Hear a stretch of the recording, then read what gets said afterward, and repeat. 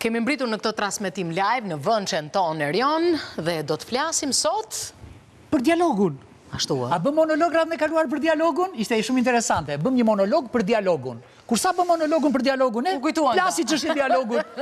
Dhe është krijuar një grupim shumë i rëndësishëm me intelektual, me njerëz prestigjioz. Dolëm në fund. Po, dolëm në fund, të cilët kërkojnë që të bashkohen të gjithë të gjithë faktorët. Ata po ja kërkojnë dikush atyre që ta kërkojnë ata. Do ta zbuloj paneli këtë. Për një dialog që palët ulen politike edhe që të kemi demokraci, po gjithë këto që kanë çelësat. Se kemi dy palë? Apo kemi një palë? Nuk e di, do ta diskutojmë. Që duken si dy palë. Me Taulanda Jupin, e mrekullueshme, pedagoge, mike dashur e emisionit Bardazi. Faleminderit që jeni mikja jonë. Mirëse gjitha dhe faleminderit për ftesën, Erion edhe Orida. Lavdrim Lita, opinionisti mi preferuar, njeriu që ka bërë 1001 zanate dhe unë mezi pres të lexoj librin e tij, se po se bëri libër s'ka kuptim pasaj, se gjërat duhen vënë në libër, jo në Facebook, libër, siç bëra unë. Faleminderit. Dhe avokati mi preferuar Edi Ramaj, një djalë i mrekullueshëm. Unë me qef do t'ja kisha lënë vendin parlament, po t'ishim në listë bashk, edhe të ziheshim, do t'asha Redi. Redi madje është edhe te grupi atyre që kanë marrë iniciativën. Tani, ky grupi e kërkoi vetë këtë gjë, apo i tha dikush këtij grupit që ta kërkonte? Kush ju tha? Kush është ty vinjë? Kush është ty? E para dhe unë do isha dorë për Erionin parlament, nëse do ishim listë. O me lëreni këto deklarata se kur e merrni se ishte dorë pas e Erë, po e themi parë prakisht, pastaj të shkojmë. Se mund të vjeni ndonjëherë në dove dhe si dihet pastaj. Kush është tyri njerë? Kush është tyri që ta bëni të gjë? E para... Sorosi, Trumpi... E gjithmonë forcat jashtme.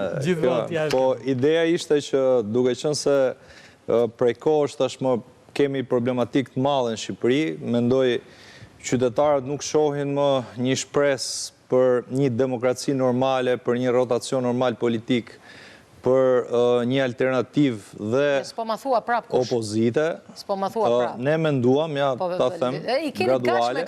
I kemi të gatshme këto. Gatshme, nga diskutimet doli një ide që mundet bëjmë një grupim qytetarësh, intelektualësh, njerëz cilët janë në profesionet veta, njerëz të lirë. Kristo që e kemi diskutuar këtë gjë, s'ja kemi dalë dot. Po ju si ja dollët ju? Mirë, ne po e provojmë për herë të parë. Se dojë qik mështetje, dojë qik lek, Lita të pëlqen ajo pije, është fantastike. Që e ka me kështu, me dem. Po, është fantastike. Do të kapur demi për brirësh. Ka ardhë momenti. Ka ardhë momenti. Po pra, këtë po bëjnë këta, duan të kapin a brirët, po vetëm thonë që të vi vetë demi. Pasë dhe unë nas të hunda, mos është rasti. Dhe me unë nas të hunda, madhe.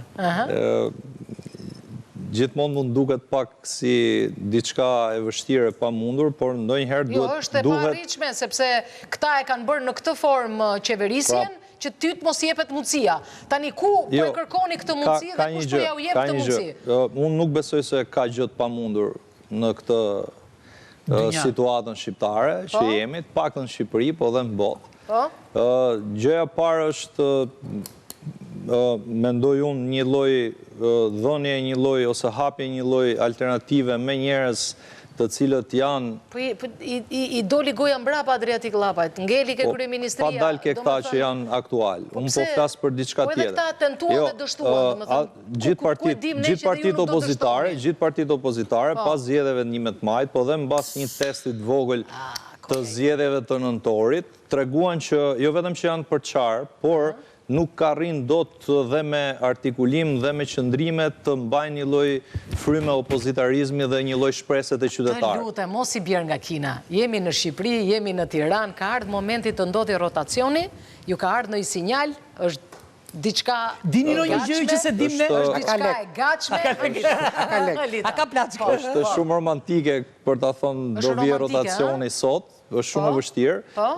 Mendoj që është e kundërta, që kemi një kalcifikim të pushtetit, shumë të fortë në gjitha aspektet, edhe pse po goditet nga prokuroria e posaçme me çështje dhe afera korruptive. Dhe prapë qëndron. Dhe qëndron dhe është dhe problem që nuk ka reagim nga ato faktor politik si fillim, që të shkojmë pastaj dhe qytetarët, nga shoqëria civile, nga intelektualët, nga njerëzit e tjerë, cilët të japin mesazhin që nuk e pranojnë këtë lloj situate me këtë lloj qeverie. Ky është mendimi im personal dhe kjo është arsyeja pse donim të bënim diçka ndryshe në këtë skenë. Si e shikon ti? Shikoj që të gjithë bien dakord në parim, por nën për nën kanë mendime të ndryshme. Ora e beson apo jo, po lëre tani. E beson ti? Se ka ardhur një gjë, se ka ndodhur Që një kalcifikimi? gjë bio nga këtë, jo, mendoj që është gjithmonë një gjë që vjen nga jashtë në Shqipëri. Nga perëndimi ka Nga ardhur, perëndimi, troç. gjithmonë. Po flitet troç në këtë studio, e diti? Po, më them që ka nga perëndimi. Ka ardhur nga perëndimi, është formati gaçe, mbështetet nga kush? Sepse të gjithë Mbështetet nga kush? anglosaksonët. Anglosaksonët. Po, të gjithë ata që janë naturez janë anglosakson. Po. Dhe mendoj që të I gjithë ka vjen dhënë një dakord. mesazh kryeministrit të anglosaksonët apo akoma jo? Unë mendoj që do duket në muajt në vazhdim. Besoj pranvera mund të jetë ajo ku çelin lulet, ose ku ngrohet koha dhe Çfarë formati shkrihen kanë këto ure. anglosaksonët? Rekrutojnë më të mirët apo rekrutojnë alternativën që i duhet këtij vendi? Rekrutojnë ata që janë pasqyrë e vlerave të tyre. Nëse liderët shqiptarë janë pasqyrë të vlerave perëndimore, ata i përqafojnë. Nëse këta e thyen pasqyrën me kohë dhe janë të shëmtuar, E qartë? anodollak, Po. tentojnë të nxjerrin jashtë tryeze. Okej. Por nën për nën është shumë e rëndësishme, sepse të gjithë bien dakord që duhet një urë komunikimi, duhet një platformë. Është një gjë shumë e mirë që kanë bërë djemt dhe unë i përgëzoj dhe i kam mbështetur në media time, por nën për nën duhet parë se si duhet të sillen, sepse ka shumë mosbesim, ka shumë konspiracion, jetojmë në Shqipëri. Çfarë nuk të pëlqen? Gjithçka ka. Jo, nuk është se nuk më pëlqen asgjë, po thjesht mendoj që duhet të lejmë kohë të zhvillohet kjo gjëja dhe zakonisht unë jam Të lëm kohë. Janë sikletosur këta? Jo, është problemi që ne s'kemi kohë. Janë sikletosur jo, këta të si lejmë ka kohë të reaguar këta? shfaqen. Parë në Po mbaron dhe pushteti. Janë sikletosur apo duken shumë minor, nuk i bën përshtypje? Po, përpara se të përgjigjem pyetjes tuaj, në fakt Jo, ti do i përgjigjesh pyetjes tjetër përpara pastaj. tash se ti përgjigjem pyetjes tënde, ne do duhet të themi vetëm diçka që është e lavdërueshme, pra ne nuk mund të atakojmë ose të qortojmë dëshirën për dialog në opozitën shqiptare. Po. Ajo që të duhet të analizojmë, dhe jo vetëm të analizojmë, po ta marim dhe të analizojmë faktet që ditë pas dite i vishen këtij dialogu, pastaj aty duhet të ndalemi edhe të reagojmë. Jo, nuk të bëjmë analizë politike tani. Jo, po të do ma lësh se më... Jo, po do ma lësh fjallën ti mua, se ti mua më thret këtu si pedagoge, po ti e di shumë mirë që mendimi im si pedagoge nuk mund të ndahet nga mendimi im politik. Kështu që ne jemi për dialog, do me thënë dialogu në opozitë është një gjë shumë është e lavdërueshme dhe kjo iniciativë nuk diskutohet. Po, i beson kalcifikimit? Ja, po ta bëjmë pyetje më konkrete pedagoge. Ti do futesh te kjo forumi? Pse ky dialog fillon? Pyetje konkrete. Pse ky dialog fillon pikërisht nga problemi i përçarjes së opozitës.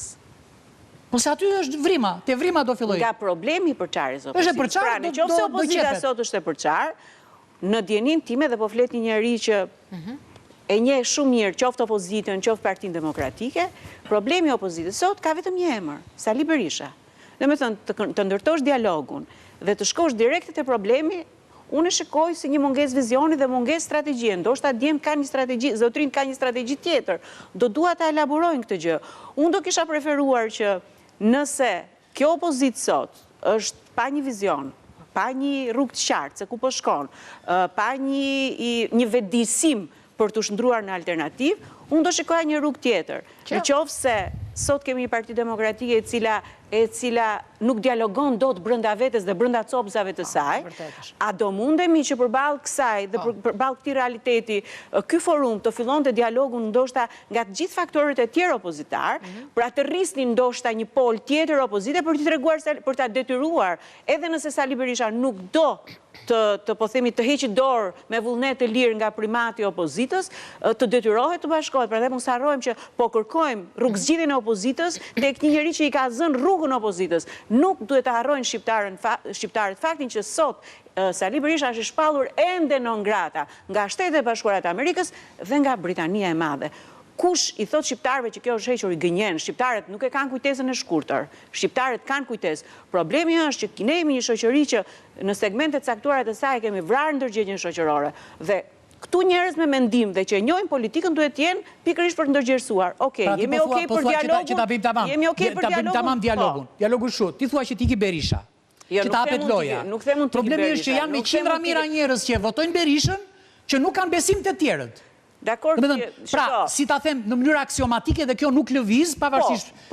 Me Berishën nuk fitohet, pa Berishën nuk fitohet. Kjo është aksion, kjo nuk lëviz. Nuk po t'idhet për pjetë Anglia edhe Franca, po a i ka elektorat. Dhe ti do ndërtosh një opozitë që shkon prapë te Sali Berisha. Po ke 35 po sikur të ndërtojt një opozit që nuk shkon te Sali Berisha, por e përdor te Sali Berishën si instrument të fitores. Po ti dole tek fjala ime. Pra, që mos është më mirë që ky forum të shikonte mundësinë e elaborimit, e ngritjes, të eksploronte mundësinë e ngritjes e një poli të tretë duke bashkuar të gjithë forcat e tjera opozitare, se në parim ne të gjithë jemi për dialog. Por unë e di që shumë njerëz ndahen sepse ne nuk futemi dhe nuk bashkëpunojmë me Sali Berishën dhe këtu nuk janë vetëm njerëz si Po sikur të mos ulet në tryezë Sali Berisha, të ulet një tjetër, i ti.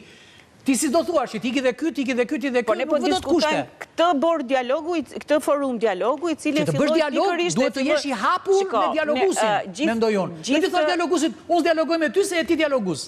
Më kupton? Pra dialogu kur nis nga një premis zero. Pra jemi në këtë gjendje që dialogu duhet të ketë për mendimin tim, se jam shumë pro dialogut, të mos e çojmë në konotacion negativ. Unë jam pro dialogut opozitar, sepse është e vetmja rrugë që mund të na çojë në një... Po ti po ja mohon Berishës dialogun të drejtën? Se ka mohuar unë Berishës, ja kanë mohuar 35 vite prezencë e ti në politik, modeli ti politik, akuzat që ka për korupcion, ja kanë mohuar shpalljen non grata dhe... është stërvitur për dialog, se është shumë i qetë. Pa diskutim. Shiko, opozita ka 100 probleme. Pra, unë e kuptoj dhe problemin kryesor, figurat e vjetra, njerëz cilët kanë probleme me drejtësinë, kanë mëkatet e veta për mënyrën se si e kanë organizu në vendimarrje pjesën e opozitës, pra duke fillu me kodin zgjedhor, me situatat tjera problematike që i ka sjell kjo gjendje sot. Edhe që do vazhdojnë me reformat e reja, zgjedhore territoriale. Por çfarë ndodh? Kemi 3 vite e gjys para për të ardhur zgjedhjet qendrore, 1 vit për zgjedhjet lokale.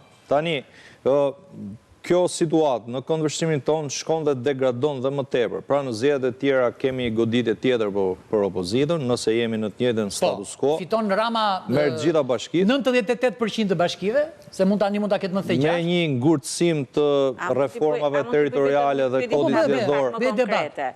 Do me thënë, ne dim që sfida është një reformë zgjedhore. Një reformë e re zgjedhore, një kod i ri, një reformë e plot, që në gjykimin tim duhet të jetë gjithë përfshirëse.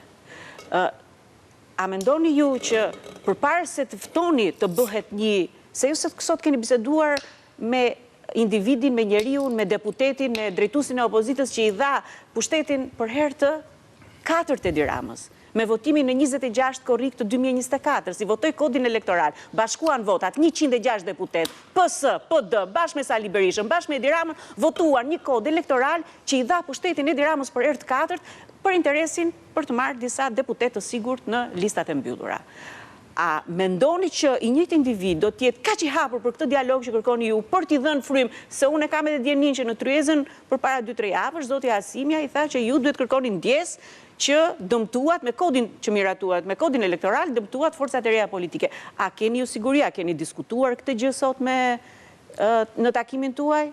Në mënyrë të pa diskutueshme që kemi diskutu opsionin e ndryshimit kodit zgjedhor dhe jo vetëm të ndryshimit, por të formës të gjetjes së kompromisit dhe me partitë e tjera të cilat nuk kanë atë akses siç e ka Partia Demokratike në parlament. Pra kemi marrë një miratim për të dialoguar, për të diskutuar mbi kodin zgjedhor. Ato e kanë vënë kusht ato ca parti, që të iki ky, që të flasim ne. E kanë vënë kusht. Kjo është zgjedhje, pastaj e secilës parti. Dialogu ka dhe disa etapa, do të mos e paragjykojmë. Po të bashkojmë me e tha Adriatiku në emision, e ka thënë Arlind Qori në të gjitha emisionet që ka qenë, ne po ulëm me Berishën, ka thënë, ne humbim. Shiko, një tratativ... Nuk po shfaqe një dëshirë për të fituar këta. Një tratativ, kemi gjetur një gjumë zotin Lapaj, pra në diskutime të një niveli tjetër. Pra në qoftë se ai nuk do t'ulet në Tryezë me kryetarët e partive, mund t'ulet me ne ose me nivel tjetër të Partisë Demokratike për diskutuar. Ju jeni negociatorët tani, apo... Një lloj letësisë ata kanë marrë një rol, ata kanë marrë një rol. Negociatorët jeni... Jo, nuk kemi... Restorant Krokodili, po. Nëse deputetet e PD-s bëjnë një, po themi, përdorin një taktik të tillë, në moment të fundit të riqen nga Komisioni i Reformës Zgjedhore. Si ishin ata te Komisioni i Reformës Zgjedhore? S'ka problem, si jemi dakord tonë dhe Alën Ramës ta bëj prapë si të dojë. Cili është dialogu juaj në këtë rast dhe cila është siguria juaj? Ka kosto politike më të madhe Partia Demokratike se sot nëse të riqet moment fundit kur ka rënë dakord me një pjesë të madhe të partive opozitare? A dëmtohet Partia Demokratike nga kjo situatë? Po punë e madhe, ti mendon që Partia Demokratike sot ka hallin e Partisë Demokratike? Po patjetër, jo gjithë Partia Demokratike ka hallin ose punon me shkatru Partia Demokratike. Nëse themi këto, atëherë kemi opozit, kemi problem. Redi, një sekundë, Ornella. Nuk e bëri këtë gjë gjatë gjithë kësaj kohe për të siguruar zgjedhje të ndershme dhe prapë zgjedhjet u bën shumë të ndershme. Nuk ka bërë ndërmjetësim Ambasada Amerikane. Këta duhet në bëjnë vetëm një gjë, që ata që futen në organizatën e tyre, në forumin e tyre, në hapësirën e tyre, duhet japin prova besimi. Ti futesh në një organizatë mafioze, duhet të djegësh diçka, një shet në dorë. Duhet futesh në një organizatë okulte, duhet të zhveshësh të përqafosh derrin. Duhet futesh në një shërbim sekret, duhet të bësh një provë kundër vetes tënde. Pra, këta duhet japin një provë besimi, ata që futen brenda forumit të tyre. Redi, për shembull, duhet të thotë që unë nuk do marr pjesë në pushtet. Ne kemi deklaruar që nuk kemi ide për të bërë parti politike. Kjo është gjëja e parë. Pra kemi diskutuar fillimisht. Po kështu ka thënë të gjithë. Problemi është që dalin fytyra të reja, edhe problemi tani fytyrat e reja nuk duan t'i lëmë që të futen. Diskutimi që të bëjmë një parti politike nuk ekziston, nuk është si mundësi, pra ne duam si qytetar, po për një periudhë caktuar, besoj. Edhe të gjatë. Duam që të ndihmojmë këtë pjesën e bloku i Vizi. Ky bord dhe ky forum i dialogut që kanë bërë. Jam shumë, domethënë, ma kuptosh që Taulanda. Dëgjojnë çikë. Se s'të lëm ta dosh të bisedë. E atyre që kanë luftuar demokracinë në këtë vend dhe është plot. Sa është lista? Plot, ë? Është plot. Po. Tani kjo lista, inshallah, vetë atje të vëndi. Do vetë vëndi? Ka dhe ca faqet të tjera të hapura. Ka dhe ca faqet të tjera të bardha, të cilet mendoj që mund të mbushen edhe këto ditë, apo këtë muaj. Pas ka dhe blok të zi, mërë. Po, pra, po. Black blok. Ne s'do përfundojmë të bloku Litës, kështu që është e sigurt kjo pjesë, bloku zi i Litës. Po financuesit e partive politike, si do të reagojnë ata? Se do duhet bashkojnë buxhetet. Janë financues të ndryshëm. Buxhetet, kush do t'i menaxhojë buxhetet? Se unë kuptoj këta, kur njëri thot për shembull që për mua s'ka rëndësi nëse fitoj apo jo, për mua rëndësi ka që të ketë besim publiku. Kush do t'i menaxhojë buxhetet? E para, ne nuk po diskutojmë që bërjen e një koalicioni sot apo vendosen e kushteve për të bashkëpunuar. Kjo është për një vjeçarin e ardhshëm. Kjo është për shekut që do të lërë ta dëgjojmë pak tani. Diskutimi, debati dhe ulja në tryez me partit nuk është që ata drejt për drejt bashkëpunojnë apo të shkrihen apo të bëjnë veprime tjera, por të kenë disa qasje të unifikuara me publikun, me qytetarin dhe me Partinë Socialiste. Me publikun dhe me Partinë Socialiste? Po. Nëse kanë kërkesa ndaj Partisë Socialiste. Për shembull, bërja kodit nuk bëhet vetëm. Nuk e bën dot Partia Demokratike dhe as partitë e opozitës vetëm. Duhet ta bëjnë në bashkëpunim me majorancën. Keni bërë një strategji se çfarë, domethënë, diskutojmë të gjithë për një reformë zgjedhore. Dhe jam shumë interesuar që ky dialog vërtet të arrijë të ketë një përfundim pozitiv për opozitën. A keni menduar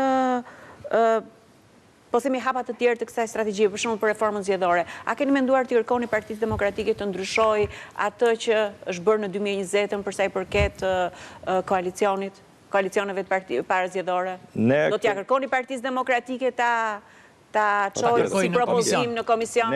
Ne kemi një agjendë tonë si forum dhe duam që të marrim dhe mendimet e partive tjera. Pra të bëjmë një bashkim të këtyre ideve duke përfshirë kodin zgjedhor dhe reformën zgjedhore. Dhe të gjitha alternativat që vijnë nga partitë ndryshme. Për shembull, partitë ndryshme kanë ide të ndryshme për sistemin. Duke filluar nga proporcionali kombëtar dhe duke vazhduar dhe me çështjen e koalicioneve para zgjedhore që u godit në vitin 2020 nga Partia Socialiste. Nëse duam të largojmë Edi Ramën, një nga mekanizmat ku ai goditi sistemin zgjedhor me një, po themi, mjeshtëri, po në kuptimin negativ të fjalës, ishte pikërisht koalicionet. Që kështu unë nuk mendoj se sidomos partitë e vogla. Kjo mund mos i interesoj një parti të madhe, po partive të vogla të opozitës për cilat ne diskutojmë ti ulim dialog me një parti të madhe, padyshim që ju interesojnë. Dhe unë pikërisht prandaj të pyes, a keni ju në këtë strategji të dialogut tuaj, që duke qenë se doni të ulit vegjëlit me një të madh? E kemi në agjendë që të imponojmë dhe disa qëndrime që na duken më përbashkuese nga për partit dhe vetë idetë e partive që t'jenë të bashkuar ose të dala me një numërus përbashkët me Partinë Demokratike në mënyrë që parlament kenë mundësi. Pyetja shumë shkencore. Gjatë gjithë historisë që kemi jetuar në këtë adeun ton të dashur, sa herë ka pasur forume të tilla që kanë marrë përsipër që të bëjnë pajtimin e klasës? Shumë herë. Ka dalë ndonjë që e ka bërë? Se unë e di që tani PS-ja me PD-n po diskutojnë që t'i heqin deputetët fare në parlamentit, t'i bëjnë me 100. Po që me 100, gjitha partitë e vogla vdesin. Gjitha.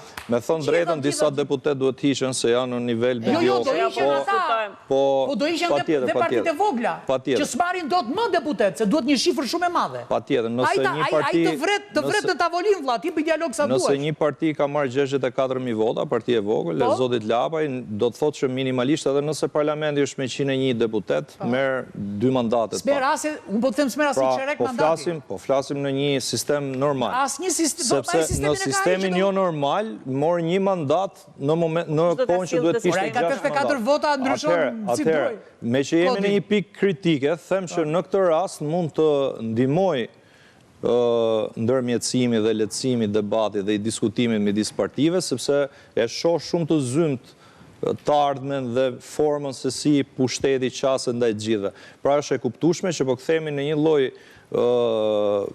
shteti ose gjysmë demokracie ku goditet gjithmonë më tepër faktori opozitar dhe do kthehemi në një situatë ku do kemi një parti socialiste mbas 4 vjetësh me më shumë deputet dhe një opozitë me më pak deputet se çemi aktualisht. Kërkesa juaj për hapjen e lojës është Ike Berishës?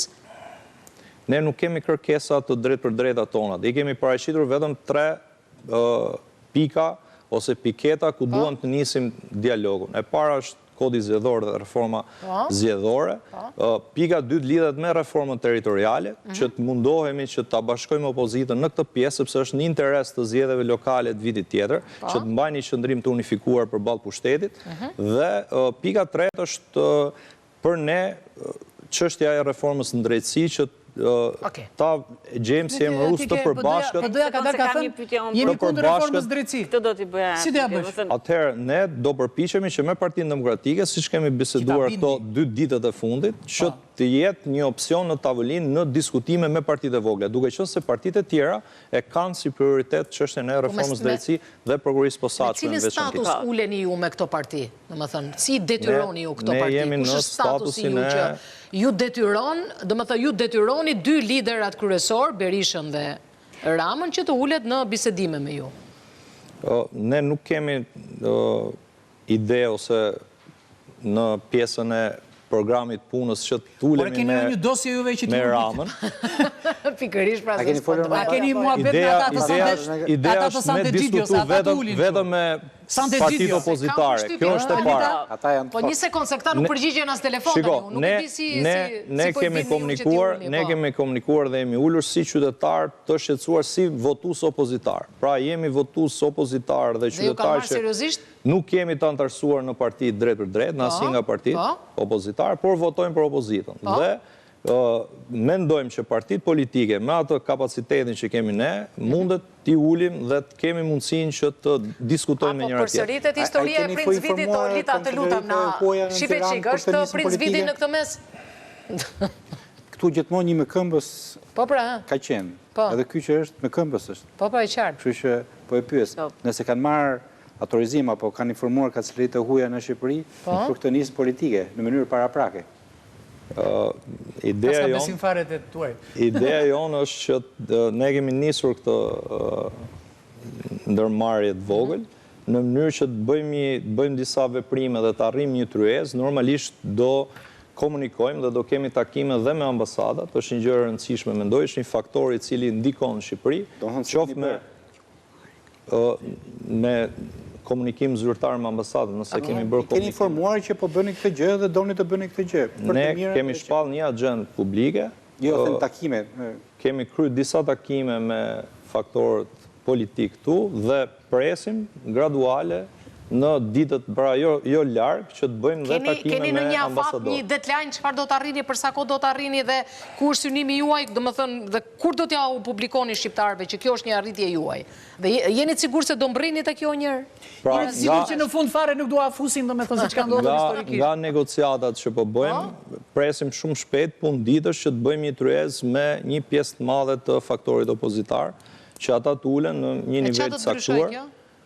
Kjo do ndryshoj, fakt, gjëja parë që do kenë mundësi të diskutojnë me një forum si që jemi ne, i cili është i pavarur nga ata, ku mundet të shpalosin disa ide që mendojnë ata që i kanë më të rëndësishme të tyre. Kemi mbritur në vend që, sepse kjo do më thënë ishte... Po, penaltit. Dhe do të bëjmë penaltit tani? Po, Talonda, cila është penaltia jote? Si do duket kjo gjëja dhe ku do vej goli? Unë jam pro dialogut, por forumi për dialog në fakt duhet ketë parasysh që historia nuk fillon me ta. Ka 35 vite që bëhet dialog dhe në fund shqiptarët përsëri zgjedhin të keqen më të vogël që sa bëhet kryeministër na shndrohet në një keqe më të madhe. Opozita ka nevojë për dialog, por ky dialog nuk mund të fillojë pikërisht nga problemi i përçarjes opozitës. Okej, se Erioni ngatroi. Jemi në vend që, po s'ka gjë se... Vëndçja juaj. Po ngatrohet gjithë shteti jo në të shkretet që... S'di ku ka milionat. Uroj dhe shpresoj që kjo mos tjetë një mbledhje... Dita qa diti? Mbledhja e dytë e mënkes, mos tjetë mbledhja e dytë e mënkes. Se unë kam besim ka ato që ti di. Leri këto, po nga tregonë një gjë tinjer që Ka ati. ishtë ti unë. Di diçka ti. Mbledhja e dytë... Si më the mua atëre dhe, më the që jam në një vend ku nuk të lejohet celulari. Në shumë vend edhe... Unë e di ku është vendi vetëm që s'lejohet. Dhe atë që s'ka dritare. Të keqe. Edhe mendoj që mos të tradhtohet sërisht populli opozitar nga këto mbledhjet e partive të nga këto konferencat që ne kemi parë edhe në të kaluarën dhe në historinë tonë, dhe duhet jenë të vëmendshëm ndaj historisë së shkuar për të parë nëse të gjitha partit janë të interesuar për dialog, apo thjesht e bëjnë për të qenë në sipërfaqe. Vëndçja juaj? Bëje mirë, bëje vetë. Jo, shpresoj të arrim një rezultat në mënyrë që të ketë një shpresë për qytetarë dhe për të kemi një opcion demokracie dhe një mundësi demokracie, ky është i vetmi qëllim. Erion. Po, Drejtohu tani. tani... Se kur të thash unë, bëje një gjë, s'bëre asgjë. Politika nuk është në natyrën time, është shumë, e di që do am në i gjobë kështu, po është shumë jo e ndershme. Na keni bërë efekt me këto gjobat, s'temi do të kurë për shumë, nuk e përdojnë të, babi me thot. Po unë se them do tani se do jo po pse flet keq për politikën, se para gjukon, diskriminon, po politika duhet japi rezultat, se po nuk dha rezultat, është kot fare, e kupton, është më mirë të shikosh në një këto emisionet bërë, se sa të ishtë të merresh me politikë. E para kjo. E dyta, shëmbulli i shqiptarëve pararendës nuk më frymëzon fare. Nuk ka raste kur qytetarë të mirëfillt janë dëgjuar nga politika, nuk ka raste, nuk ekziston. Këto shesin nënën dhe babën, jo ne që s'na kanë hiç. Ndonjë komuniteti Sante Gjidios, për shembull, në ato që ka dosje, që ta flasim troç, domethënë që u azë kokën me... Ose flasim me Zotin. Flasin me Zotin, dhe Zoti di të gjitha, po ato që flasin me Zotin. E katërta dhe më e bukur është që bloku i Litës, ai kam shpresë se mos ka ndonjë informacion që ne se kemi. Publicitet dhe ju presim këtu në ndeshje, pas pak.